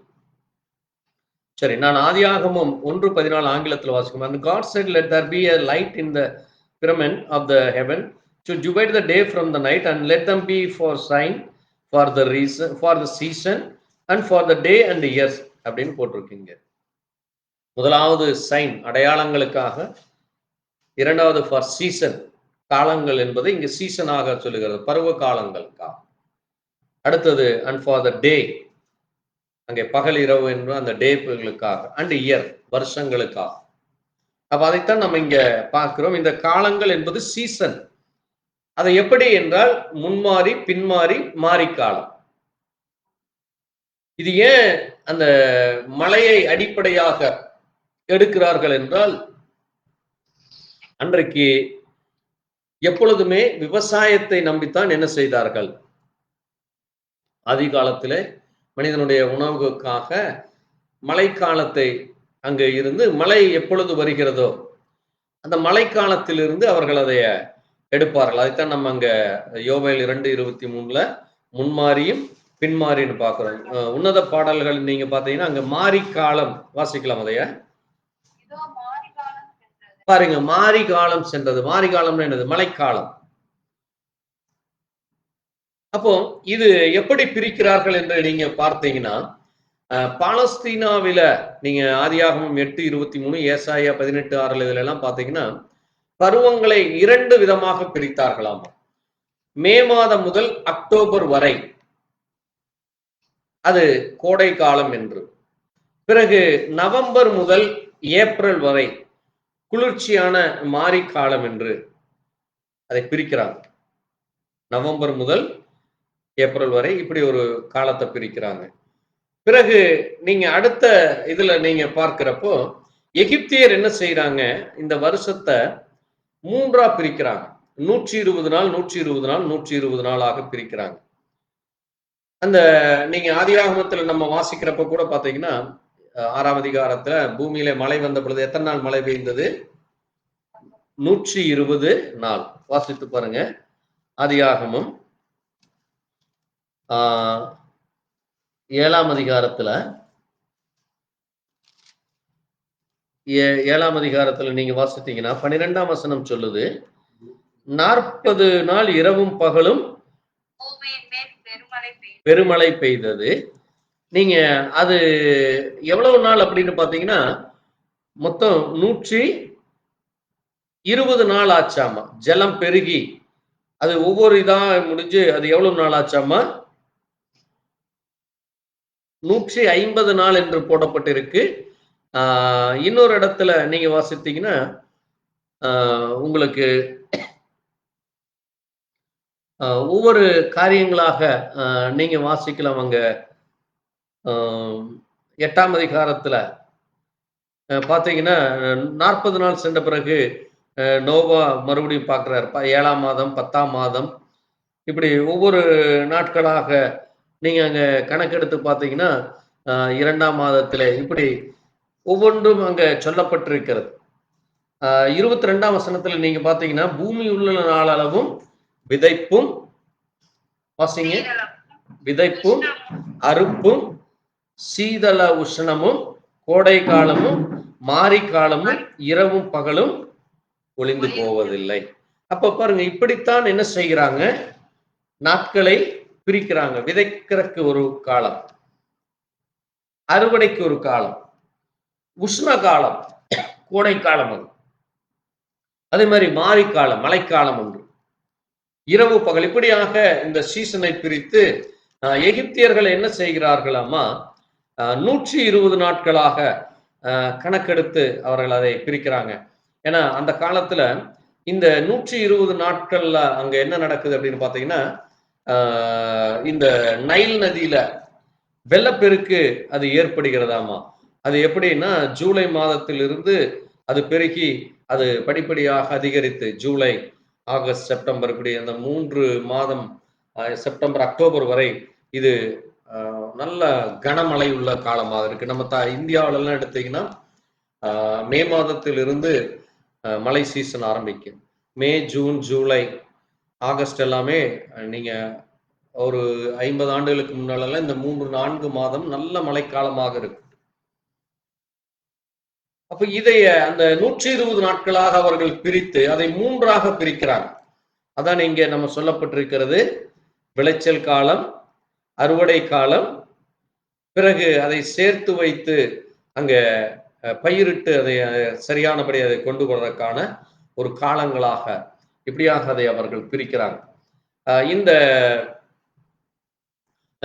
காலங்களை, இந்த முன்மாரி காலம், பின்மாரி காலம், அதுவும் ஒரு அடையாளத்திற்காக கொடுக்கப்படுகிறது.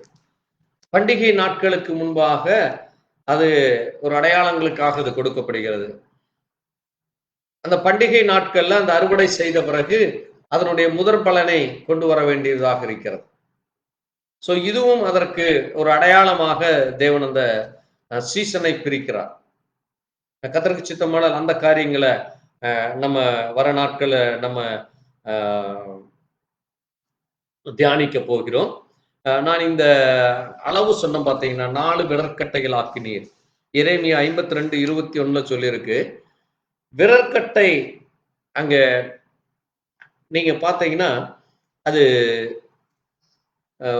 ஒரு அளவு என்பது எப்படி எடுக்கிறார்கள் என்றால் 4/3 பங்காக எடுக்கிறாங்க. நம்முடைய உள்ளங்கையில பார்த்தீங்கன்னா அது ஒரு அளவாக இருக்கிறது. வாசிங்க, எரேமியா 52:21 வாசிங்க.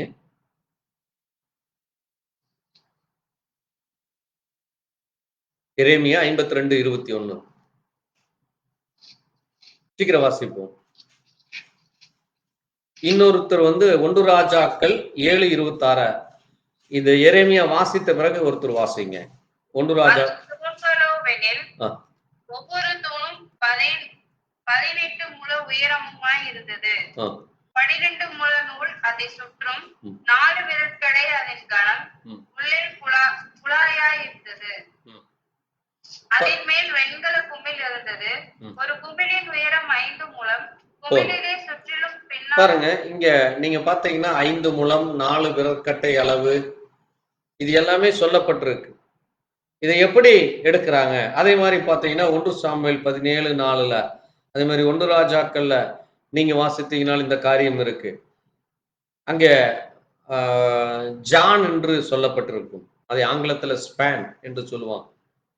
அதே மாதிரி பாத்தீங்கன்னா முழம், கியூபிட். இது எப்படி எடுக்கப்படுகிறது? ஒரு முழம் என்றால் என்ன? ஒரு ஜான் என்றால் என்ன? உள்ளங்கை என்றால் என்ன? விரற்கட்டை என்றால் என்ன? அதே மாதிரி அளவு எப்படி எடுக்கிறாங்க? ஒரு அளவு 6 அந்த ஒரு அளவுனா என்ன? அதே மாதிரி நூல் எடுக்கிறாங்க. அந்த நூலை எப்படி அவங்க அளவு எடுக்கிறாங்க? அதே மாதிரி மைல் கணக்கு இருக்குது. 8 மைல் தூரம் நடந்தார்கள், 4 மைல் தூரம் நடந்தார்கள் என்று சொல்லுவோம். அதே மாதிரி நீங்க நிலத்திலே அளக்கிறப்போ அங்க நிலத்தை அளக்கிறப்ப பாத்தீங்கன்னா அரையர் நிலம் என்று சொல்லி இருக்கு. அதே மாதிரி 1 நாள் பிரயாண தூரம், 3 நாள் பிரயாண தூரம், இப்படி எல்லாம் இருக்கு வேதத்துல. சோ கர்த்தருக்கு சித்தமானால் வரும் நாட்கள்ல அதை குறித்து நம்ம பார்க்கலாம். அதே மாதிரி வந்து சேக்கல், 1 சேக்கல் 10 சேக்கல் எடுத்து கொடுத்தார்கள் என்று. அதே மாதிரி ராத்தல் என்று இருக்கும். அப்புறம் 1 தாளந்து, 5 தாளந்து, 10 தாளந்து என்று இருக்கும். அப்ப இது எல்லாமே வேதத்திலே சொல்லப்பட்ட காரியங்களாக இருக்கு. அதே மாதிரி வெள்ளிக்காசுகள், 30 வெள்ளிக்காசு. அப்ப இந்த வெள்ளிக்காசு உடைய அளவு என்ன? அதே மாதிரி வந்து இந்த மரக்கால், அரை மரக்கால், அப்புறம் 1 குடம் தண்ணீர். அங்கே அந்த ஒட்டகத்திற்கு அங்கே தண்ணீர் வார்த்தால் இத்தனை குடம் தண்ணீர் வார்த்தால் என்று இருக்கும். அது போல அங்க தானியத்திற்கு அங்க படி என்று சொல்வார்கள். இந்த படி என்றால் என்ன? அதே மாதிரி இன்னும் வேதத்துல ஓமர் என்று இருக்கும், 1 ஓமர் என்று இருக்கும். அதே மாதிரி நீங்க பாத்தீங்கன்னா மரக்காலின் அளவுன்னு சொல்லி இருக்கும். இது எல்லாமே வேதத்துல சொல்லப்பட்ட காரியங்களாக இருக்கிறது. இதை நாம் ஒவ்வொன்றாக நம்ம வரும் நாட்கள் அதனுடைய முக்கியமான காரியங்கள். அதே மாதிரி 6 கற்சாடி என்று சொல்லப்பட்டிருக்கும். இந்த கற்சாடியுடைய அளவு என்ன? அது எப்படி அவர்கள் எடுக்கிறாங்க? அதே மாதிரி வந்து இந்த வஸ்திரங்களை குறித்து நம்ம பார்க்கிறோம். ஒவ்வொருத்தருக்கும் ஒவ்வொரு வஸ்திரங்கள். ஆசாரியர்களுக்கு ஒரு வஸ்திரம் இருக்கு, திருமணத்திற்கென்று ஒரு வஸ்திரம் இருக்கு, ஆடைகள். அதே போல வேதத்திலே அநேக அந்த நாட்களிலே அவர்கள் பயன்படுத்தின அரைக்கச்சை என்று இருக்கும் வேதத்துல. அதே மாதிரி அங்கிகள் அணிந்தார்கள் என்று போட்டிருக்கு. அந்த அங்கிகள் அதே மாதிரி சால்வை அணிந்திருந்தார்கள். நீங்க எலியா சால்வை அணிந்திருந்தார்னு போட்டிருக்கு. அதே மாதிரி வந்து முக்காடு போட்டார்கள் என்று இருக்கும். அது என்ன மாதிரியான மெட்டீரியல், அது எப்படி அது? அதே மாதிரி தலப்பாகை, அது மாதிரி வார்க்கச்சை, பாதரட்சைகள். ஸோ இது எல்லாமே நம்ம என்ன செய்ய வேண்டியதா இருக்கு? அறிந்து கொள்ள வேண்டியவர்களாக இருக்கிறோம். கர்த்தருக்கு சித்தமானால் அந்த காரியங்களை, அதே மாதிரி வந்து அந்த ஸ்திரீகள் அணிகிற அஸ்தடங்கள் அப்படின்னு சொல்லுவாங்க. அது அப்படி சொன்னது என்ன? அதே மாதிரி மோதிரம், அதே மாதிரி சரப்பாணிகள், இதெல்லாமே வேதத்தில் இருக்கு. ஆதியாகமத்துல, சங்கீதத்துல, நீதிமொழிகள்ல, இப்படி பழைய ஏற்பாட்டின் புஸ்தகத்துல. அதே மாதிரி சித்திர தையல் ஆடை நீங்க யாத்ராகமத்தில் இருக்கு. அதே மாதிரி நியாயாதிபதிகள் புஸ்தகத்தில் இருக்கு. இன்னும் எசேக்கியேல்ல நீங்க இந்த இப்படிப்பட்ட காரியங்களை பார்க்கலாம். ஸோ இது எல்லாமே எப்படிப்பட்ட அளவுகளை எடுத்து அது சொல்லப்பட்டது என்று நம்ம வரும் நாட்களிலே கர்த்தருக்கு சித்தமானால், இன்றைக்கு நம்ம வெகு சில காரியங்களை மட்டுமே பார்த்தோம். காலங்களும் நாட்கள் எப்படி அளவெடுத்தார்கள், அதே போல மாதம் எப்படி கணக்கெடுக்கப்பட்டது, வருஷம் எப்படி கணக்கெடுக்கப்பட்டது, அந்த 12 மாதங்கள் எப்படி பிரிக்கப்பட்டது, அந்த மாதத்தினுடைய பெயர் என்ன, இப்படி நம்ம இன்னைக்கு பார்த்தோம். அதே போல கர்த்தருக்கு சித்தமானால் நான் சொன்ன வேத வசனங்களை நீங்கள் எழுதி வைத்து அதை குறித்து தியானித்து, இன்னும் வேதத்திலே அநேக காரியங்கள் இருக்கிறது. நம்ம ஒவ்வொரு காரியமாக அறிந்து கொண்டு, எப்போல இன்னும் வேதத்தில் அநேக காரியங்கள் இருக்கிறது. நம்ம வாசிக்கிறப்போ அதை புரிந்து கொண்டு வாசிக்கும் பொழுது இது சொல்லப்பட்ட காரியத்திற்கு இதுதான் அடையாளம், இதுதான் அதனுடைய அர்த்தம் என்று அதை ஒரு அர்த்தத்தோடு படிக்கிற பொழுது அதனுடைய நம்முடைய ஆழ்மனதில் அது பதியும். ஸோ கர்த்தர் தாமே இந்த காரியங்களை ஆசீர்வதிப்பாராக. தொடர்ந்து இந்த காரியங்களுக்காய் நீங்கள் ஜெபித்துக் கொள்ளுங்கள். கர்த்தர் உங்களோடு கூட இருப்பாராக. நாம் ஜெபிக்கலாம். எங்களை நேசிக்கிற எங்கள் நல்ல ஆண்டவரே, கர்த்தராகிய இயேசு கிறிஸ்துவே, இந்த அருமையான நாளுக்காய், இந்த விசேஷித்த வேலைக்காய் உமக்கு நன்றி செலுத்துகிறோம். தேவனாகிய கர்த்தர் வேதத்திலே சொல்லப்பட்ட ஆண்டவரே, இதோ அந்த நாட்களும் காலங்களும் அது ஆண்டவரே பருவங்களாக, ஆண்டவரே அது ஒரு சீசனாக, அது போல ஒரு நாள் எப்படி கணக்கிடப்பட்டது, ஒரு மணி நேரம் எப்படி கணக்கிடப்பட்டது, ஜாமங்கள் எப்படி கணக்கிடப்பட்டது, நாட்கள் எப்படி கணக்கெடுக்கப்பட்டார்கள், வருஷங்கள் எப்படி கணக்கெடுத்தார்கள் என்று நாங்கள் தியானித்தோம் அப்பா. அதை போல நமக்கு சித்தமான இன்னும் அநேக காரியங்கள் இருக்கிறது. அது போல உம்முடைய நாமத்தை குறித்தும் இன்னும் வேதத்திலே அநேக காரியங்கள் இருக்கிறது ஆண்டவரே. இவை எல்லாவற்றையும் நாங்கள் அறிந்து கொள்ளும், அதிலே சொல்லப்பட்ட ஒவ்வொன்றையும் நாங்கள் புரிந்து கொள்ளத்தக்கதாக தேவ இரக்கம், தேவ கிருபை எங்களுக்கு தர வேண்டுமா இயேசு கிறிஸ்து என்னுடைய பரிசுத்த நாமத்திலே ஆம். என் ஆத்மாவே கர்த்தரை ஸ்தோத்திரி, முழு உள்ளமே பரிசுத்த நாமத்தை ஸ்தோத்திரி. என் ஆத்மாவே கர்த்தரை ஸ்தோத்திரி, கர்த்தர் செய்த சகல உபகாரங்களும் மறவாதே. ஆம். அல்லேலூயா. கர்த்தர் ஸ்தோத்திரம் உண்டாகட்டும். இந்த ஊழியங்களுக்காய் தொடர்ந்து ஜெபித்துக் கொள்ளுங்கள். கர்த்தர் உங்களோடு கூட இருப்பாராக. God bless you.